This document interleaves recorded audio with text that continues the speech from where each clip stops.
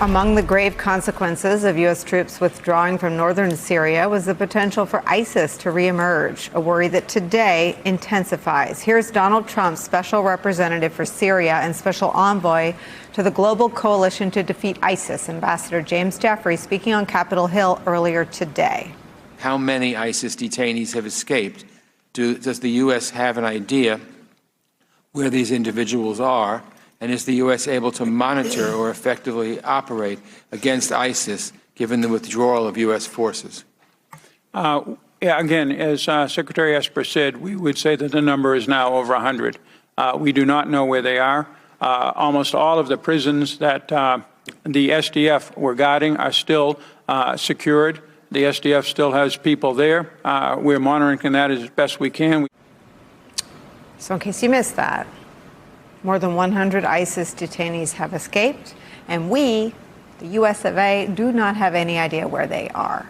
So when that was happening, in a split-screen moment, we saw a completely different spin on events from the president about an hour later. General Mazloum has assured me that ISIS is under very, very strict lock and key, and the detention facilities are being strongly maintained. There were a few that got out, a small number, relatively speaking, and they've been largely recaptured. It's my pleasure to bring in retired four-star general and NBC military analyst Barry McCaffrey. Barry, I worked in the post-9/11 White House, so maybe this is some political PTSD on my part, but I remember all of the counter-terror law enforcement and intel folks saying, we have to be right 100% of the time. Terrorists only have to be right one time, and you only need one of them. How does Donald Trump give that speech when 100 ISIS fighters are now in locations unknown to the U.S. government? Nicole, look, I've worked in 3 administrations dealing directly with the President of the United States in the Oval Office and the National Security Council and the National Security Council senior advisor. I have never seen anything like this. There's an Orwellian fantasy quality to what's coming out of the White House. Obviously, the Kurds are fleeing by the tens of thousands. By the way, those ISIS fighters, 10,000 of them, if Assad gets to them first, he's going to kill them. If the Turkish army gets to them first, and the Kurds eventually will let them go, they'll be free to revive the ISIS insurrection. So it's hard to know what's going on inside the U.S. government. The security process is gone. It's broken. This is Mr. Trump home alone, impulsively making decisions. What would you surmise? I mean, we understand that the pretense given for Secretary Mattis's resignation as Secretary of Defense was a disagreement over this policy in Syria. We've learned through news reports that John Bolton was very opposed to Donald Trump doing this. He got on the phone with Erdogan. You and I have now talked about it over the last few weeks. What in your mind explains this action, which has no defenders, no enthusiasts, no one supporting it except Donald Trump, Vladimir Putin, and Erdogan? Hard to know. You know, normally if you throw your allies under the bus, if you turn your back on somebody that protected U.S. national security issues, if for some great reason you're going to get something out of it. In this case, it's only the personal relationship between Mr. Trump, Erdogan, and Putin, which benefited, by the way, Assad and his Iranian backers. So there is no logical explanation except some unknown interpersonal reason for Mr. Trump to want to please these people. So now we got U.S. military pulling out in shameful disgrace and Russian military units occupying our bases. How could this be right? How could he get there to this kind of a decision?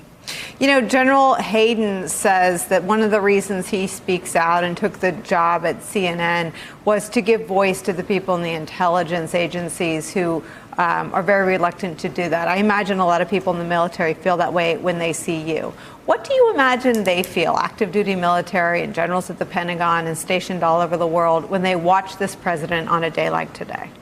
Well, look, I would purposely, since I'm in contact with most of the senior military leadership, would never try and characterize their viewpoint. What clearly they will do is they will loyally support the commander-in-chief unless he gives them an illegal order. If the Senate asks them for their personal opinions, in closed session or open session, they'll hear. But I think a normal, intelligent, experienced senior official in the government is looking at this mess going on, simply appalled at what's happening. There's no way to understand it. I never thought I'd see America reacting in this fashion.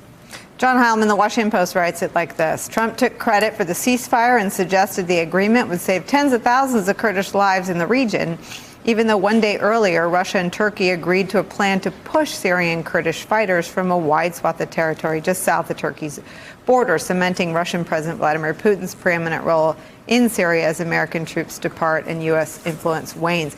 I mean, just pick up on General McCaffrey's point about how Orwellian this all is and how bizarre it is to see such an Orwellian paint spread and smeared all over our military. Yeah, I mean, Orwellian, literally, before you asked the question, the word, General McCaffrey's words about Orwellian was exactly what I was thinking as you're reading that piece of text. I mean, it's so obvious that the history of this will be written as President Trump decided to give a gift to Vladimir Putin and Assad, and that is the only way you could interpret it. All the rest of this is just, window dressing makes it sound too pleasant. It's just the worst kind of propagandistic smear of lies and BS in order to give some kind, just sort of say something. Because you can't, if you describe it for what it clearly, obviously is and how it was pre-cooked to be from the very beginning, the only obvious outcome with the obvious intentions, that you strip it away to that, you couldn't come out and say that. So almost anything that you layer on top of it, there's no way to kind of pretty that up. The only way to deal with it, if you're doing something that would be so objectionable, if you describe it for what it is, the only thing therefore is left to do, since you can't spin that, is just to paint a fantasy world on it. Just put the ultimate lipstick on the ultimate pig. And that is what this is. It is Orwellian. It is disturbing. And I can't imagine that if you work, again, we've been talking in various ways about the deep state all day today. We talked a little bit about it in the law enforcement world, the intelligence world. We talked about it in the State Department. What must the people who are in the Pentagon, people who've served the Pentagon, the people in the military, people who've done this for years, for decades, for generations, in their families, sometimes stretching back over the course of generations, to be serving a commander-in-chief who says these kinds of things, they must just all be walking around with a nauseous pit in their stomach, because it is really just, it's befouling the job of commander-in-chief.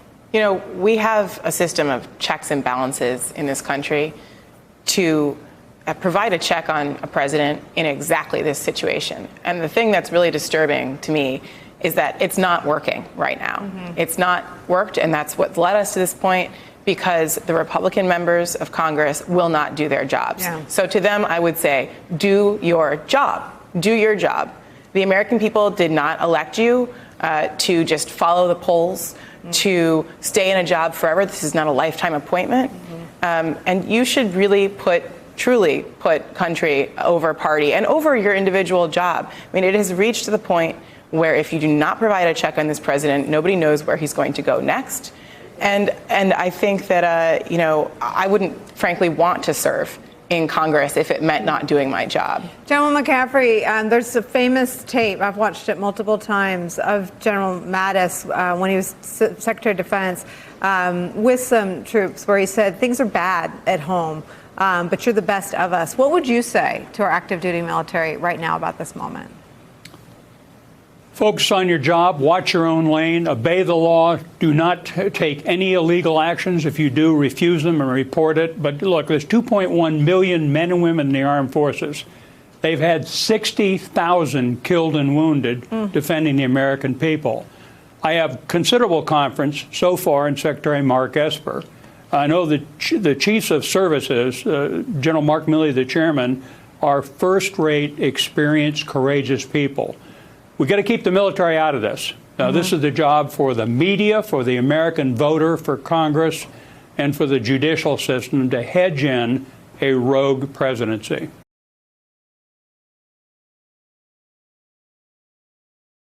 Hey there, I'm Chris Hayes from MSNBC. Thanks for watching MSNBC on YouTube. If you want to keep up to date with the videos we're putting out, you can click subscribe just below me, or click over on this list to see lots of other great videos.